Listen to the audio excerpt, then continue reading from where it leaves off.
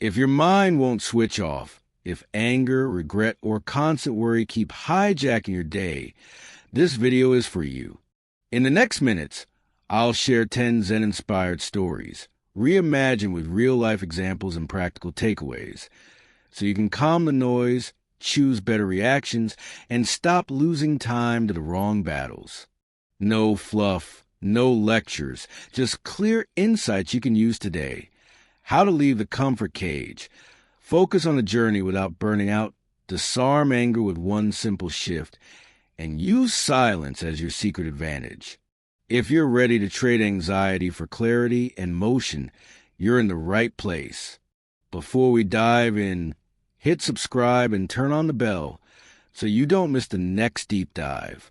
If something resonates, drop a comment with the story that hits home. Your note may be the line someone else needs today. Let's begin. 1. The cage in the field. A lesson on true happiness. The disciple once asked his master, "What do people need to be happy?" He thought the answer was simple. Food, water, a roof, safety, a stable job. The master, instead of replying, walked him to a chicken coop. Inside were birds with everything provided. Food in abundance, a shelter from predators, protection from danger. On paper, their needs were complete. Yet when the master asked, "Do you think these chickens are happy?" the disciple hesitated. The birds were alive, but their spirits looked dull, their movements mechanical, their eyes dim. Then the master led him further, to a wide field where chickens roamed free. They searched for their own food, stretched their wings, played, sometimes fought, but they looked alive. Their feathers were brighter, their bodies stronger, their behaviors natural. "Do these chickens look happy?" the master asked. The disciple softly answered yes. The master explained, "Security is not the same as happiness. One can survive in a cage, but only by stepping into uncertainty does one truly live." This story, at first glance simple, opens into a deeper meditation on our own lives. How often do we live like caged chickens? We trade freedom for routine, passion for predictability, risk for comfort. We have illusion of safety, the steady job, the comfortable home, the familiar pattern. Yet deep inside, something restless beats against the walls. That restlessness is not dissatisfaction. It is life itself asking for space. Think about modern society. Many people wake, work, eat, sleep, repeat. Their needs are met, but their spirit feels muted. Contrast this with those who dare to change careers late in life, move to a new city, start painting after retirement, or travel with only a backpack and faith. They face risk, uncertainty, and sometimes even ridicule. Yet ask them and they will tell you they feel more alive, more awake, more themselves. Happiness, then, is not measured only by safety. It flows from the courage to risk, to step outside the invisible bars of cage. The disciple learned this by looking at chickens, but we must learn it by looking within. Are we truly free, or are we locked ourselves in cages made of fear? Fear of failure, fear of judgment, fear of change? I once met a woman in her 70s who had lived most of her life in one small town. She told me that after her husband passed, she decided to sell the house and travel. People said she was foolish, that it was too late. But she smiled and said, "For the first time, I feel the air of freedom." She faced challenges, learning new places, deal with loneliness, but in her voice there was joy. She had chosen the field over the cage. The lesson is timeless. To be happy is not merely to survive, but to live courageously. Yes, risk brings uncertainty. Yes, freedom can be frightening. But within that openness lies joy. Just as a bird is meant to fly, a human heart is meant to grow, to stretch, to choose its own path. So today, ask yourself, am I living in the coop, safe, fed, predictable, or am I roaming the field, uncertain but free? Only you can answer. And perhaps happiness is not found in clinging to safety, but in embracing the unknown with trust. 2. The eye on the fruit, learning to love the journey. There was once a young seeker named Koji. Curious about life and restless for answers, he climbed a long mountain path to meet a Zen master. When he finally arrived, tired but determined, he bowed and asked, "Master, how long will it take me to find Zen?" The master replied calmly, 10 years. Koji frowned but pressed on. "What if I work harder than anyone else?" The master smiled again. 20 years. Koji was bewildered. He thought effort shortened time, not lengthened it. Then what if I devote my entire life, every single moment, to the practice? The master answered gently, 30 years. Confused, Koji asked why. The master explained, when one eye is fixed on the fruit, only one eye remains for climb. If you keep staring at the reward, you lose the path beneath your feet. He compared it to climbing a tree. If you only dream about tasting the fruit at the top, you might miss your grip and fall. But if you notice each step, the bark beneath your hand, the wind brushing your face, the present moment carries you safely upward, and eventually, the fruit is yours. This story is more than a parable. It is a mirror to how we often live.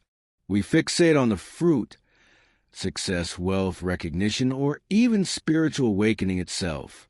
We imagine the day when we finally arrive and all problems dissolve. But the irony is this: the more obsessed we are with the end, the more likely we are to stumble along the way. Think of students preparing for exams.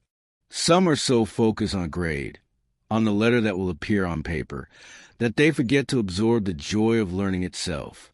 They stay anxious, restless, burned out, and when the exam passes, they feel empty, because the fruit they long for turns out not to satisfy.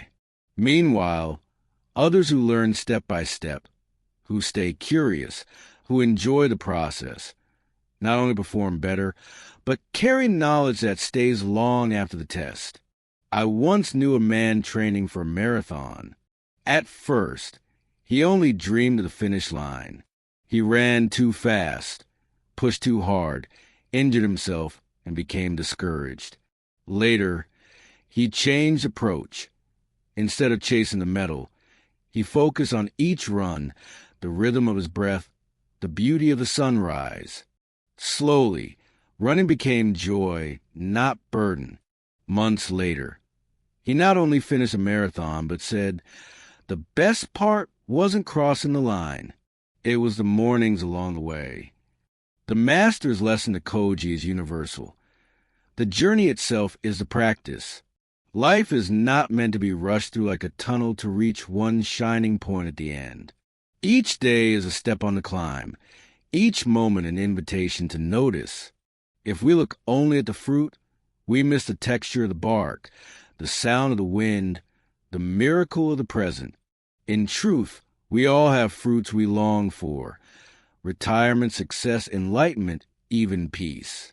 But if we live only for that moment, life becomes a waiting room. The art of Zen, and perhaps the art of living, is to find joy in the climb, in the process itself. Koji eventually understood this. He stopped measuring his progress by years and stopped asking when. Instead, he began to walk, to breathe, to learn each day with presence. And in doing so, he discovered something even greater than the fruit, the peace of simply being. The lesson is clear. Do not rush to the destination so fast that you miss the wonder of the road. Because when you honor the journey, the destination quietly comes to you. 3. Anger, apology, and the door. One day, a man came to visit the Zen master Rinzai, but he was already in a foul mood. He stomped in the courtyard, slammed the door so hard it rattled, and kicked off his shoes with irritation. Just as he was about to step inside, Rinzai raised his hand and said firmly, "Stop. You may not enter." The man froze, startled. "Why not?" he demanded. The master's eyes were calm but unwavering. "Go back. Apologize to the door and to your shoes." The man burst out laughing in disbelief. Apologize? To a door? To shoes? That's ridiculous. His voice dripped with scorn. But Rinzai did not move. "If you can be angry at them," he replied, "why can you not ask forgiveness of them? Anger is a relationship. If you can slam the door with violence, you have already related to it. Why then can you not bow with love?" The man's mockery fell flat. Something inside him softened. Slowly, he turned back, touched the wooden door, bowed to his shoes, and tears filled his eyes. In that moment, something shifted. The master embraced him, and the man discovered what it meant to transform anger into humility. This story carries a piercing truth. Anger is not harmless noise. It's a force, a relationship. When we direct it outward, even at objects, we reveal how easily we surrender control. Yet if we can channel that same energy into apology, kindness, or love, we take back mastery over ourselves. Think of your daily life. How many times have you slammed a door, thrown a phone, muttered at a steering wheel in traffic? The object did nothing to you, yet became a target. The energy was real. And if anger can be real toward lifeless wood and steel, then so too can love, gratitude, and tenderness. I remember once seeing a father scold his young child harshly over something trivial. The child's eyes filled with tears. Minutes later, the father sat silently, guilt heavy on his shoulders. He turned, hugged his son, whispered an apology, and the boy smiled through tears. The anger had been a wound, but the apology was medicine. It did not erase the moment, but it healed the relationship. That is what Rinzai was teaching. Apology is not weakness. It is restoration. The truth is, anger costs us. It drains energy, clouds judgment, and leaves scars, sometimes in others, sometimes in ourselves. But love, patience, and forgiveness generate energy. They restore balance. When we choose to respond with compassion rather than rage, we don't just transform the situation, we transform ourselves. This does not mean suppressing anger, pretending it does not exist. Anger arises. It is human, but Zen teaches us to notice it, to pause, to choose what to do with it. Rinzai's lesson was radical. If you can slam a door in anger, you can also bow to an apology. That means transformation is always possible in every moment. Imagine what would change in your life if the next time anger rises, you pause and ask, "Can I turn this energy into care?" The fire does not have to burn. It can warm. The energy does not have to destroy. It can heal. The man who entered Rinzai's house discovered this. He arrived furious and left embraced, not because the world outside changed, but because he changed his relationship to it. That possibility lives in all of us. Lesson: anger is not destiny. It is a doorway. Slam it, and you deepen the wound. Bow to it, and you open the path to peace. For the thief who stopped running, the power of compassion. In a mountain village, quiet and remote, lived a community of monks known for their calm and compassion. Their lives were simple, tending gardens, offering counsel, living in harmony. But one day, a thief arrived. He crept into houses, stole from villagers, and spread fear like smoke in the air. The people grew furious. They wanted justice, punishment, retribution. Yet when they turned to the monks The monks saw something else. Instead of casting him out or calling the law, they offered him a choice. Live among us. Learn our way, and you may find freedom not through running, but through change. The thief was suspicious. His whole life had been one of mistrust. Taken before being taken from, striking before being struck. But slowly, living near the monks, something softened. Their calm words, their quiet prayers, their patient eyes. It was as if they saw not his crimes, but his soul. He began to listen, then to learn. He heard of compassion, forgiveness, and the strange truth that a person is not chained forever to his past. And yet, change is never simple. One day, a traveler accused him of stealing. The villagers, quick to judge, shouted, "We knew he would never change." Rage flared again, old suspicion returned. But the monks stood before him, unshaken. "We know who he has become," they said. "We will defend him with our lives." Their faith was a shield. Their belief in his transformation became stronger than the doubt of the crowd. And in that moment, a miracle happened. The traveler himself softened, admitting his error, forgiving, letting go. Compassion prevailed over condemnation. This story reaches far beyond a Himalayan village. It touches the deepest question of human life. Can we change? Can someone once known for darkness ever walk in light? The monk's answer is yes, but only if someone dares to see the possibility before it is proven. Think about our world today. A person released from prison often carries a permanent shadow.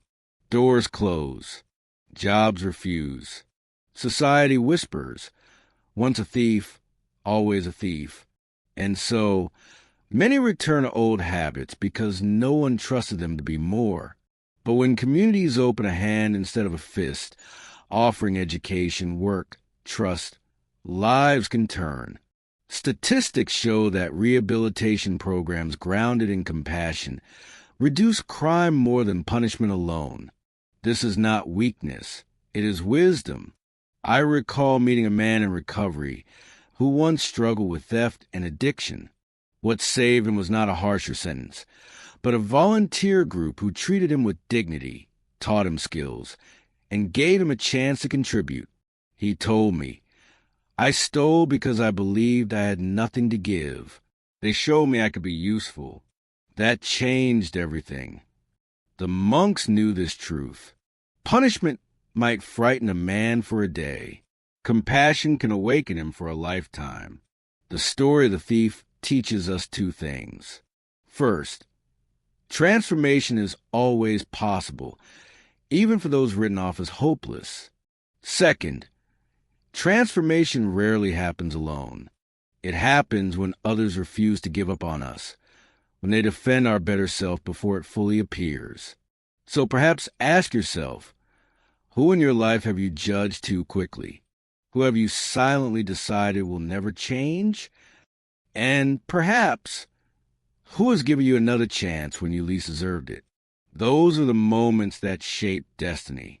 The thief who once brought fear became a beacon of hope, not because he forced it, but because compassion unlocked what was hidden inside. And in a way, we are all that thief, running from our own mistakes, fearing our own shadows. But we too can stop running. We too can stand still and receive the gift of being seen anew.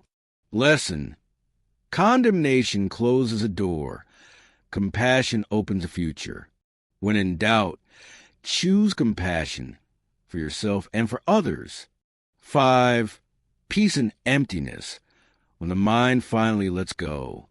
There was a young man named Hero, restless in thought. His mind was never still. It ran backward to regrets, forward to worries, but never stayed where his feet were. He climbed to see a Zen master, hoping for a cure to the endless chatter within. "Master," he said, "my mind is crowded. I want peace. Teach me how to empty it." The master smiled and led Hero to a courtyard. At its center sat a stone basin. heavy with water. He handed Hiro a ladle and said, "Your task is to empty this basin into that small bowl without spilling a drop." Hiro stared in confusion. The bowl was far too small, yet he began the work. Ladle by ladle, hour after hour, he scooped and poured. No matter how much he tried, the basin seemed just as full. His frustration grew louder than his thoughts had ever been.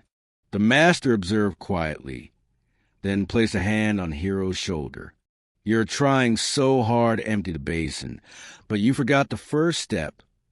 You must empty your mind. Without that, the basin will always seem full." At first, Hiro did not understand, but then he breathed, stopped fighting, and began again. This time, he focused not on finishing, but on each scoop, the sound of water trickling, the coolness against the skin. Slowly, his breath deepened, his movement softened, his heart steadied, and almost without noticing, the water level dropped. The teaching was simple, yet profound. Emptiness is not achieved by force. It comes when we release the tight grip of control. Hiro thought peace meant silencing every thought, erasing every worry. But real peace was in letting thoughts flow without clinging and becoming present to the task at hand. By shifting his awareness, the impossible task became possible. This is how life works for us too. We believe peace will arrive only when all problems are solved, when the basin of our lives is completely emptied of difficulty. But the truth is, life is never free of challenges. The basin always is water. The question is not whether we can remove it all, but whether we can meet it with presence instead of panic. Think of meditation itself. Beginners often say, "I can't meditate because I can't stop my thoughts." But meditation is not about stopping thoughts. It's about letting them pass like clouds across the sky. Hiro's frustration mirrors our own mistake. We try too hard, and in that struggle, we lose the very peace we are seeking. Even in daily tasks, washing dishes, walking in the park, listening to a friend, peace is hidden in presence. If you let yourself feel the water on your hands, the crunch of leaves underfoot, or the emotion behind someone's words, your mind begins to clear. Emptiness is not absence. It is fullness of attention to what is here, now. Hiro's basin reminds us, when we empty our grip on the future and the past, the present reveals its quiet power. The mind doesn't need to be forced into silence. It needs to be gently guided back, like water flowing naturally into the bowl. So, peace is not waiting at the end of a long struggle. Peace is available in the moment you let go. In the act of emptying, you discover you were already full. 6. A fool's word, a master silence. A monk once spoke to a gathering about the power of words. He explained that words are not just sounds. They shape thoughts, stir emotions, and set life into motion. As the people listened, one man stood and interrupted. "Nonsense! Words are nothing. They're only air that disappears. Why make such a fuss over them?" The monk responded with patience, offering examples of how words can heal or harm. But the man dismissed everything. Finally, the monk said sharply, "You are a fool." The insult struck like a stone. The man's face turned red. "How dare you call me that? Your words wound me." The monk laughed gently. "But just now you said words are nothing, only air. If they are nothing, why do you burn with anger?" In that moment, the man's argument collapsed, and the crowd understood without needing further explanation. The lesson is clear even within the story. If careless words can sting so deeply, then kind words can also heal with the same force. We see this every day without noticing. A child told, "You'll never succeed," carries those words like heavy stones. Another child told, "I believe in you," carries wings instead. The words are invisible, but their weight is real. Think about your own life. Have you ever replayed in your mind a cruel comment someone made years ago? That sentence became a seed, growing into doubt. And perhaps you've also remembered a single encouraging word at just the right time, a teacher saying you have talent, a friend saying, "I'm proud of you." Those words became anchors when life shook. This is why the monk chose silence at the right time and speech at the right time. He did not argue endlessly. He let the man taste his own contradiction. Silence, then, was not weakness. It was space for truth to echo. Words carry power, but silence gives them shape. In relationships, this balance is vital. Arguments escalate when each side throws words like stones. But when one side pauses, listens, and chooses words with care, the storm often softens. The monk's lesson is not just about public discourse. It is about daily living, the way we speak to loved ones, to strangers, and perhaps most importantly, to ourselves. Because the words we whisper inside our own minds are the ones we hear most often. If you tell yourself, "I am worthless," your spirit shrinks. If you remind yourself, "I am learning, I am growing," your spirit lifts. Just as the audience learned from the monk, we too must learn to treat our inner words as seeds. Plant bitterness, and bitterness grows. Plant compassion, and compassion grows. So, the fool in this story is not just a man who shouted in the crowd. The fool lives in each of us when we dismiss the power of language. And the master's silence is not distant or aloof. It is a discipline to choose when to speak, what to say, and when to let silence do the teaching. Every word we release is like an arrow. Once spoken, it cannot be taken back.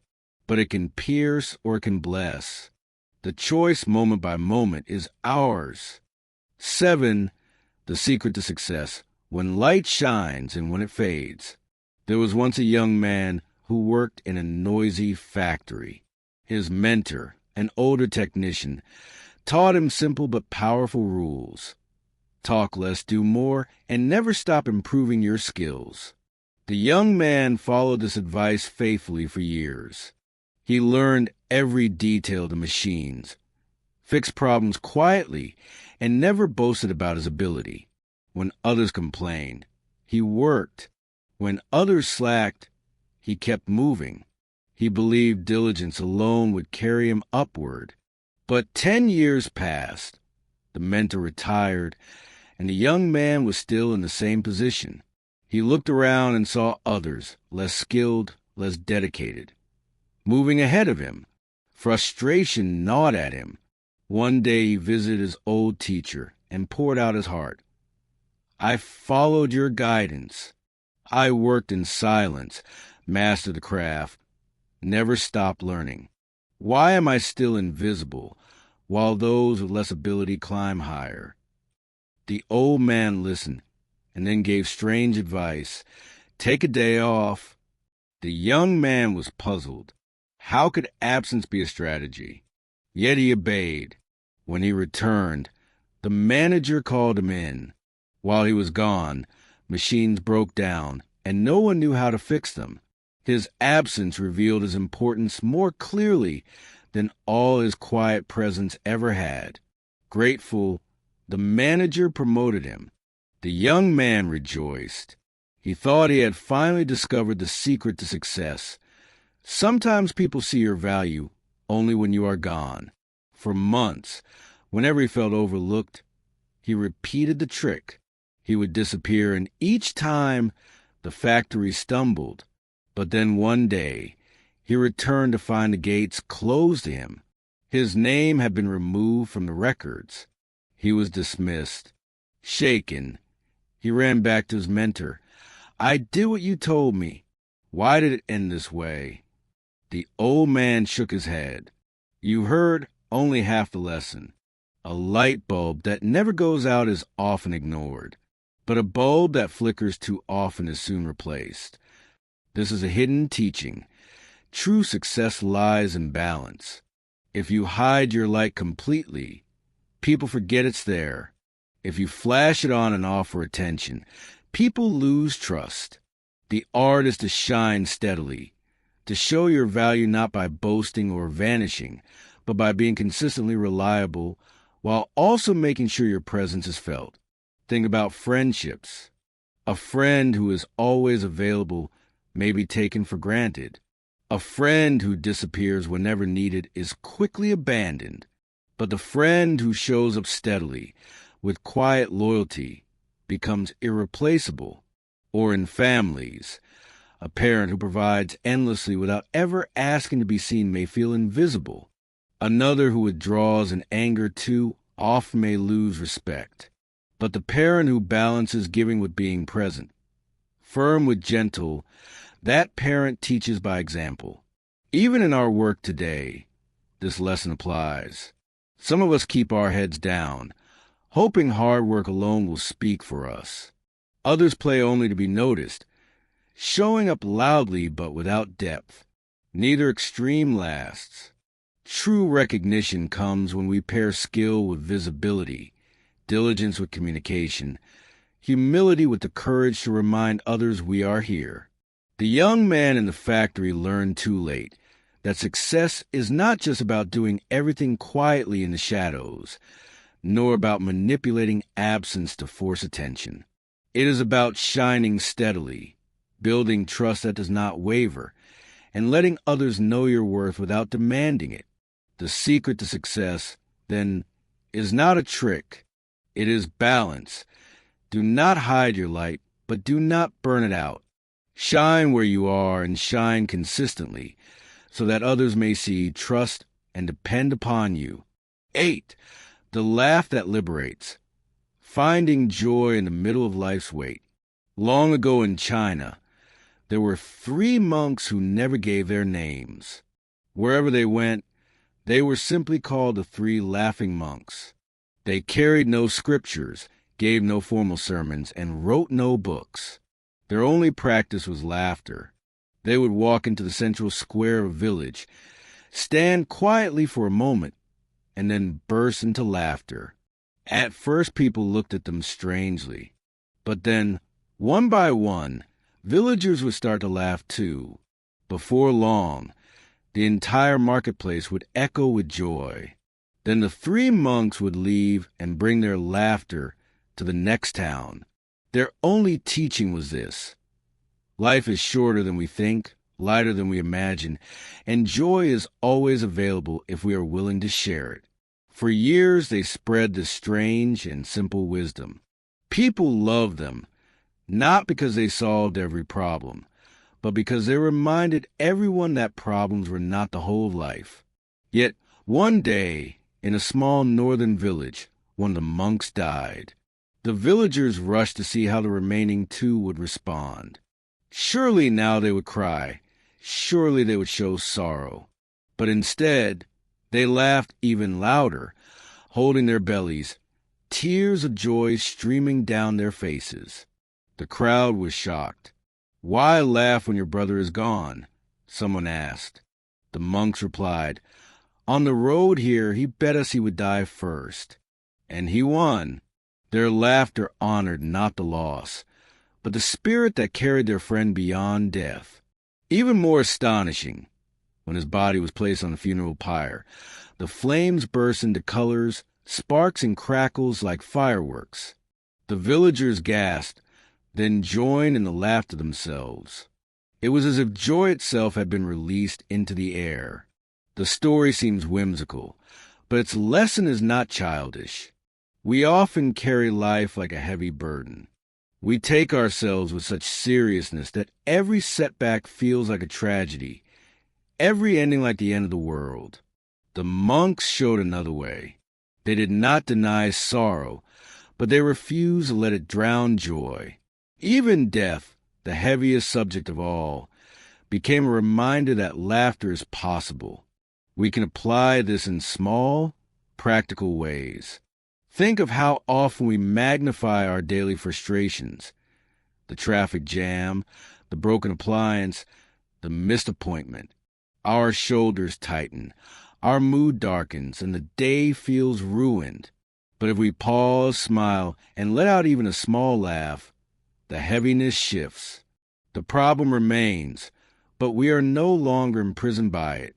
I once knew a grandmother who lost her husband after 50 years of marriage. At his funeral, she wept, yes, but she also told jokes he used to tell, making the whole family laugh through their tears. Later she explained, grief honors the love we had, but laughter keeps him alive in us. That is the same teaching the three monks carried. Sorrow and joy are not enemies. They can hold hands. The freedom they embody was not about ignoring pain, but about remembering that life is also playful. The ability to laugh in the middle of difficulty does not mean we don't care. It means we remember our spirit is larger than our circumstances. Perhaps this is why their laughter spreads so easily. Joy is contagious. It does not need translation or explanation. One person laughs with a full heart, and suddenly the whole room changes. That, too, is a form of compassion, to gift another person a moment of lightness when the world feels heavy. The three monks left no scriptures, but maybe their silence was the scripture and their laughter the mantra. They remind us that we don't need to wait for everything to be perfect before we laugh. We can laugh now, in the middle of imperfection, because joy is not the reward at the end of life. Joy is the path through life. 9. Silence, the truest teacher. In a small village tucked between quiet hills, there lived an old man named Baba Kareem. He was not known for wealth or titles, but for something far simpler, his silence. Each evening, people would gather under the wide branches of the banyan tree where he sat. They came with worries, sorrows, and endless questions. Baba Kareem did not give speeches. He rarely offered advice. He simply listened. And somehow in his silence, people heard the answers that had been buried inside their own hearts all along. One day, a young man named Salem arrived. He had left the city broken. His father had died. His job was gone, and the noise of the world had consumed him. He thought perhaps the village would give him peace, but instead, the quiet unsettled him. How can these people live so slowly, he wondered. How can silence heal anything? Driven by both doubt and desperation, he sat one evening beside Baba Kareem and said, "You do not speak much. Old man, how will silence solve anything?" Baba Kareem looked at him gently and replied, "Sometimes it is not answers we need, but the space to hear our own heart." Then he closed his eyes again. At first Salem grew frustrated, but as days passed, he began to live the rhythm of the village. He woke with the sun, worked in the fields, ate simple meals, and listened to the stillness between sounds. Slowly, his own noise softened. In the patience of farmers' hands, in the devotion of an old woman's prayer, in the silent love of a mother feeding her child, he began to see what words had never shown him. And then came a test. One morning at the market, Salem overheard men mocking him. "He thinks he is better than us. He walks with pride." The old anger boiled in his chest. His fist tightened. His tongue burned with words he wanted to spit back. But then he remembered Baba Kareem under the banyan tree, saying nothing, listening. Instead of shouting, he walked away. That evening, when he returned to banyan tree, Baba Kareem whispered, "You have changed, not because you speak better, but because you have learned when not to speak." The wisdom of this story is not buried in the end. It is carried in each moment. Silence itself became the teacher. Silence is not weakness. It is space. It is awareness. It is the strength to hold your words until they are true. In a world where everyone shouts to be heard, silence becomes a revolution. Think about our lives today. So much noise surrounds us. Phones buzzing, news shouting, opinions flooding every screen. We are told that to be valuable, we must always speak, always respond, always declare. But silence teaches us the opposite. Sometimes, not reacting is the most powerful response. Sometimes, not filling the air allows the truth to rise on its own. I remember once being in a heated meeting where everyone argued, voices colliding like waves. One person stayed silent, listening deeply. When he finally spoke, his few words carried more weight than all the shouting before. It wasn't because he was smarter, but because he let silence give shape to his words. That is the gift Baba Kareem carried. Words mean more when born from silence. Salem discovered that silence did not erase his pain, but transformed it. In stillness, he learned patience. In restraint, he discovered strength. And in listening, he found wisdom greater than any speech. So perhaps silence is not the absence of teaching, but the most profound teacher of all. 10 times hardest lesson: learning to wait without forcing. A young seeker once came to a master with fire in his heart. "I want wisdom. I want peace. I want awakening," he declared. "Tell me what I must do to reach it quickly." The master smiled and pointed to the garden. "Go plant a seed," he said. The student did so eagerly, expecting some secret ritual to follow. But the master simply told him, "Now wait." Every day, the student returned to the soil, watering, watching, begging the seed to grow faster. He pulled at the tiny shoots, hoping to stretch them. Yet the more he tugged, the weaker the plant became. Frustrated, he stormed back to the master. "Why won't it grow? I've given it water, light, attention. Isn't that enough?" The master replied, "You gave it everything except the one thing it truly needed, time." The truth landed slowly. Just as a seed needs days, seasons, and the rhythm of the earth to become a tree, so too does the human heart need patience to unfold. No amount of force can rush growth. If you hurry the process, you only damage what is trying to emerge. This story feels ancient, yet it mirrors the impatience of our own age. We want instant results, instant success, instant healing, instant answers.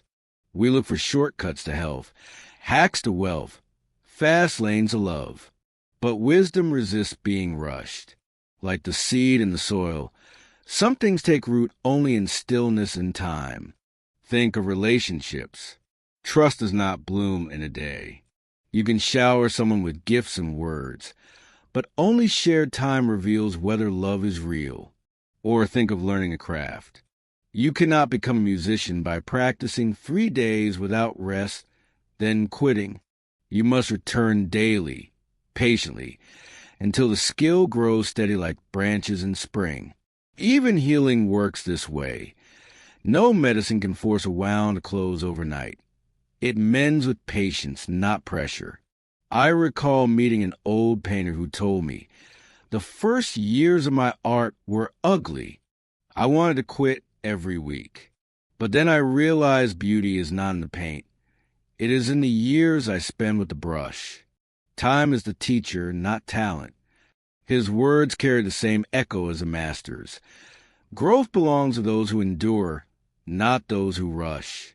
Patience, then, is not passive waiting. It is active trust. It is watering the soil, tending the garden, showing up each day without demanding the fruit before its season. The student learned that true wisdom is not a sudden flash, but a slow ripening, just as summer cannot be forced into spring. And so, the hardest lesson time teaches is this: life unfolds when it is ready, not when we command it.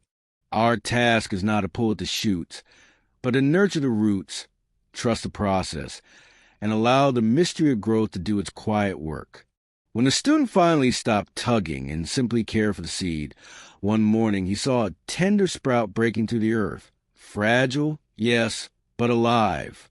And in that moment he understood patience is not waiting for something to happen. Patience is the way we live until it does. We've walked through these Zen-inspired lessons. Patience, courage, silence, compassion.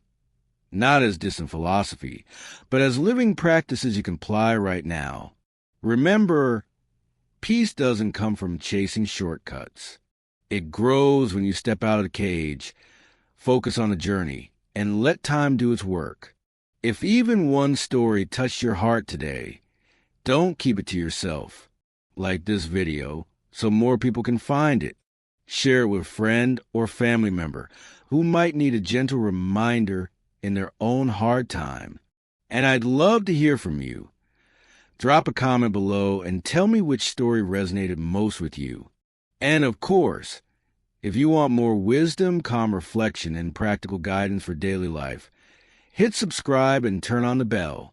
This way you won't miss the next video that could shift the way you see your world. Until then, breathe, stay present, and keep walking your path with courage.